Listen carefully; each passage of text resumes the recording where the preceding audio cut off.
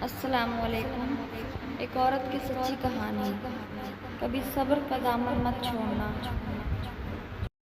بسم اللہ الرحمن الرحیم۔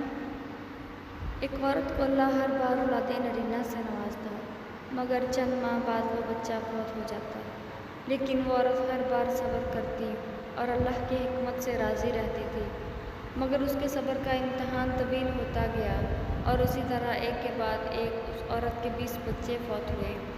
آخری بچے کے فوت ہونے پر اس کے صبر کا بندھن ٹوٹ گیا۔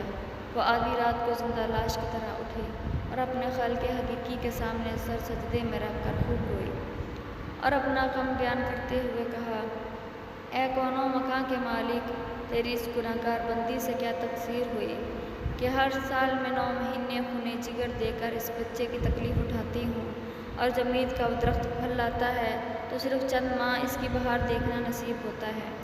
آئے دن میرا دل غم کے ہول کا شکار رہتا ہے کہ میرا بچہ پروان چڑھے گا بھی کہ نہیں۔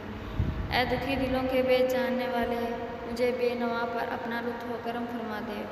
روتے روتے اسے اونگ آ گئی۔ خواب میں ایک شگفتہ پربہار باغ دیکھا جس میں وہ سیر کر رہی تھی کہ سونے چاندی کی اینٹوں سے بنا ایک محل نظر آیا جس کے اوپر اس عورت کا نام لکھا ہوا تھا۔ باغات اور تجلیات دیکھ کر وہ عورت خوشی سے بہت ہو گئی۔ محل کے اندر جا کر دیکھا تو اس میں نعمت موجود تھی۔ اس کے تمام بچے بھی اسی محل میں موجود تھے جو اسے وہاں دیکھ کر خوشی سے جھوم اٹھے تھے۔ پھر اس عورت نے ایک غیبی آواز سنی کہ تو نے اپنے بچوں کے مرنے پر جو صبر کیا تھا یہ سب اس کا اجر ہے۔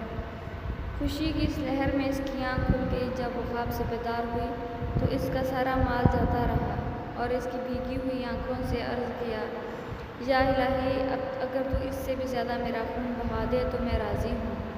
اب اگر تو سینکڑوں سال میں مجھے اسی طرح رکھے تو مجھے کوئی غم نہیں۔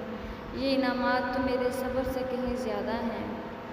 درس حیات: انسان کو ہر حال میں صبر کا دامن تھامے رکھنا چاہیے، کیونکہ یہی چیز انسان کو اللہ کے قریب کرتی ہے۔ شکریہ۔